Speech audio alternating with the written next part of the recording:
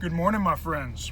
Today I was initially hoping to talk about the connection between the physical, mental, and spiritual aspects of our persons, but given that the other day we spoke about ways we can improve our reception to God's grace and being more open to God's grace, I thought it might be a good idea to discuss a huge issue we have in our society, and it's called instant gratification.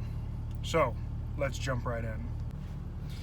The idea of delaying gratification for something better down the line is an absolutely foreign concept to our society and our modern times and our modern states and everything.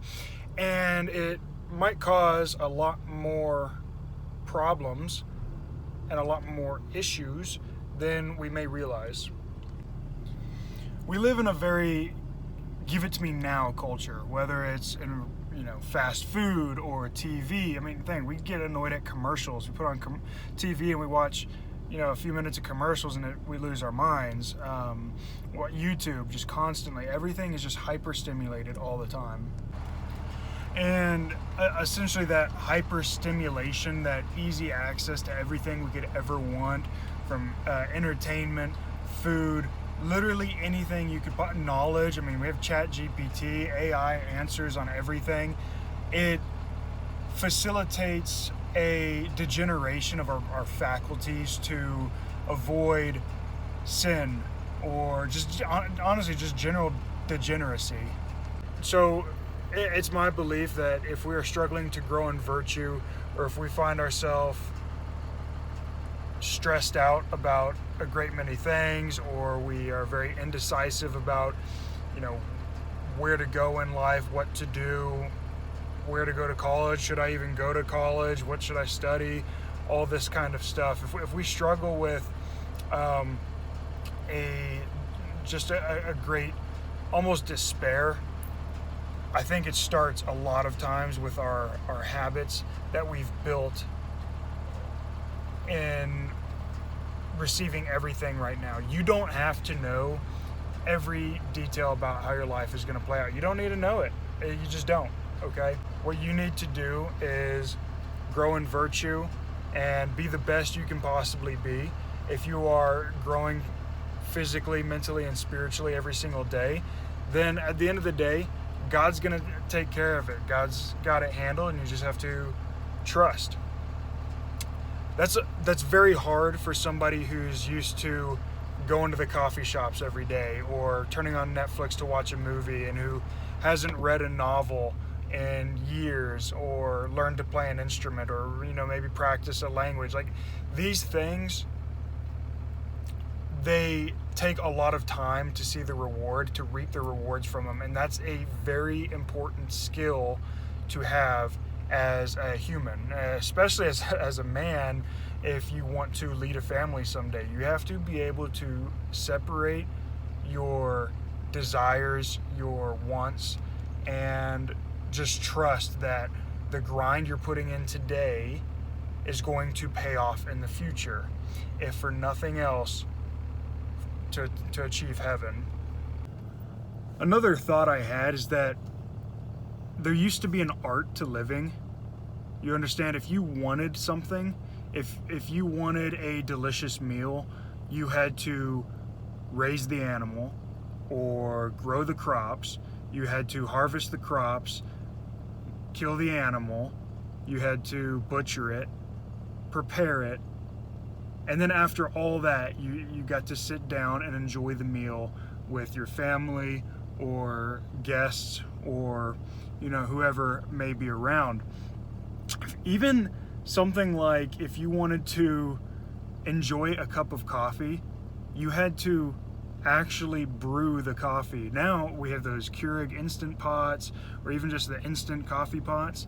You used to have to boil the water, pour it over the coffee, or maybe use a French press or something like that. But it required patience because you had to let it to steep, right? We don't do that anymore. We just go down to Starbucks or whatever, or we use our Keurig and dunzo, okay?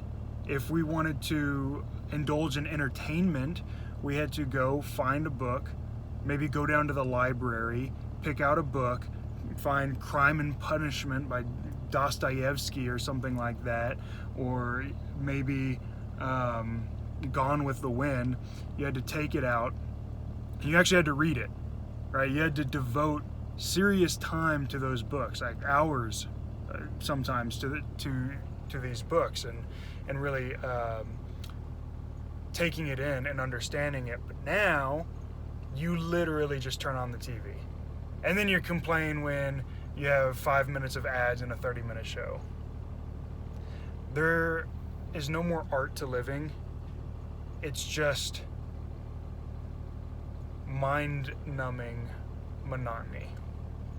There's once a mental fortitude that sprang forth from the grind of life, of the mere inconveniences, overcoming the tiny obstacles in life. These tiny obstacles built us up to truly be masters of our own lives. But now, every inconvenience is seen as a sort of source of despair, and has degenerated us to being so weak to discipline that discipline is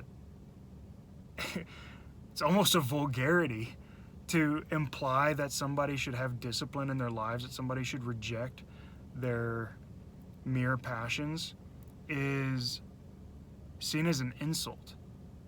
And yeah, I think that's crazy. If you train yourself to struggle to say no when it comes to mere inconveniences, such as those we've talked about and will talk about, little things like waking up on time, or making your own coffee, turning off the TV, maybe just getting rid of the TV altogether, turning off of social media, you are practicing not being able to say no when it comes to a matter of, say, sins of the flesh. That's a huge one. People don't struggle with these sins in a vacuum. They're not alone. They're always in conjunction with other things. And that's really the core of what I'm getting at. If you want to grow in virtue, not just to avoid the sins, but also to be able to deny yourself for the good of another, it starts with the little things. It starts with the very small things. Get off your phone. Quit watching this video on YouTube. Just stop watching YouTube. Get off of Instagram. Turn off your TV. Throw it in a dumpster. You don't need it. It's not going to get you to heaven. Read a book instead. Read the classics. They take a lot more effort, mental stimulation. You actually have to really focus on what you're doing to get the reward out of it. To get the dopamine, you have to put in effort over a period of time. Work out, go to the gym, because I guarantee you will not see a transformation at the gym after your first time going. It takes a long time. But when you go for a long time and you stay consistent and you stay on that grind, the benefits are 10, 100 times greater than sitting at home and eating the bonbons like your lower passions wanted you to do in the first place. You said no, you crushed that, and you went anyways. And so you're working out your body, but you're also working out your ability to practice the virtues when it doesn't feel good to do so. Maybe that's the whole point of this video. Practicing virtue is easy when it's fun, when it's convenient, but you have to do so when it's inconvenient, when it's not fun, when you would really rather just roll over in bed, sleep in, hit the snooze button. And if you want to be able to continue practicing virtue in those moments, you have to start now with the little things. And they may seem like they are unrelated, but I guarantee you they are. That's all I have for today. So until next time, my friends, may our Lord, through the intercession of Saint Sebastian, grant us the strength to conform to his will at all times, even unto the sacrifice of life itself. Deo gratias.